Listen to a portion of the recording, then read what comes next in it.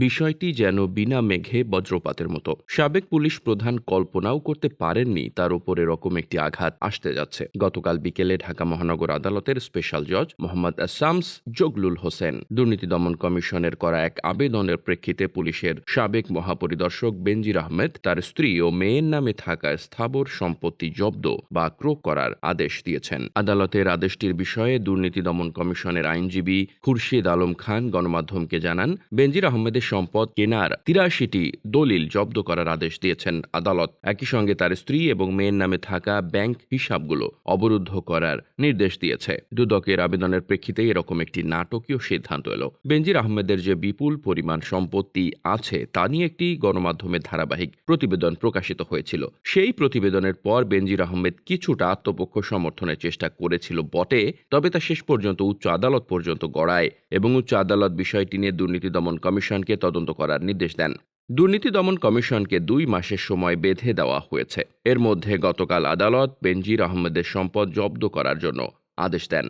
বেনজির আহমেদ ছিলেন একসময় দুর্দান্ত প্রভাবশালী, প্রচণ্ড ক্ষমতাবান। অনেকেই মনে করতেন মন্ত্রীর চেয়েও তিনি বেশি ক্ষমতাবান, কারণ অনেক মন্ত্রীরাও তার কাছে ধর্ণা দিত এবং নানা রকম তদবির করতেন। সরকারের প্রভাবশালীদের ফোন ধরতেন না বেনজির, এমন কথাও হতাশার সুরে বলতেন অনেকে। ২০০৯ সালে আওয়ামী লীগ ক্ষমতায় আসার পর বেনজিরের উত্থান ঘটে তর করে। তিনি প্রথমে ডিএমপির পুলিশ কমিশনার, পরবর্তীতে র্যাবের মহাপরিচালক এবং সবশেষে পুলিশের সর্বোচ্চ পদে অধিষ্ঠিত হন। মেধাবী, দক্ষ একজন কর্মকর্তা হিসেবে তার সুনাম ছিল, কিন্তু পাশাপাশি তার বেপরোয়া জীবন এবং একটা ড্যাম কেয়ার মনোভাব সকলকে হতবাক করত।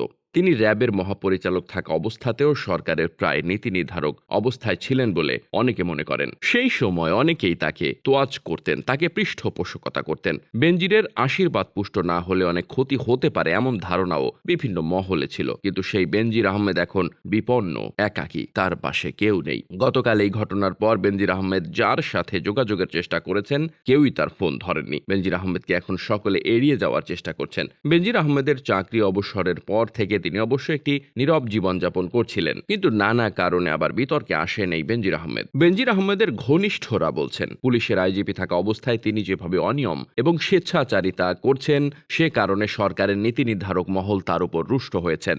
তাছাড়া গণমাধ্যমে প্রকাশিত খবরে যেভাবে তার দুর্নীতির ফিরিস্তি প্রকাশিত হয়েছে সেটিও নীতি নির্ধারক মহলকে চমকে দিয়েছে। কেউ কল্পনাও করতে পারেননি বেনজির আহমেদ এত বিপুল পরিমাণ দুর্নীতির আশ্রয় নিয়েছেন এবং এই দুর্নীতিগুলো যে সরকারের ভাবমূর্তিকে নষ্ট করেছে এ ব্যাপারেও সরকারের নীতি নির্ধারক মহল নিশ্চিত। সরকারের পক্ষ থেকে এ ব্যাপারে সুস্পষ্ট অবস্থান জানানো হয়েছে যে ব্যক্তির অপরাধের দায় সরকার নেবে না, বেনজিরের বিচার নিজস্ব গতিতেই হবে। আর এখানেই বিপন্ন হয়ে পড়েছেন একসময় প্রচণ্ড ক্ষমতাধর এই ব্যক্তিটি, তার পাশে এখন কেউই নেই। ইতোমধ্যে মার্কিন যুক্তরাষ্ট্র বেনজির আহমেদের বিরুদ্ধে নিষেধাজ্ঞা দিয়েছে। এখন দুর্নীতি দমন কমিশন তার সকল সম্পত্তি জব্দ করল। এর ফলে একরকম দুর্দশাগ্রস্ত অবস্থায় পড়লেন একদা দুর্দান্ত ক্ষমতাশীল ব্যক্তিটি। এই সময় তার পাশে কেউই নেই। Desk report, বার্তাবাজার।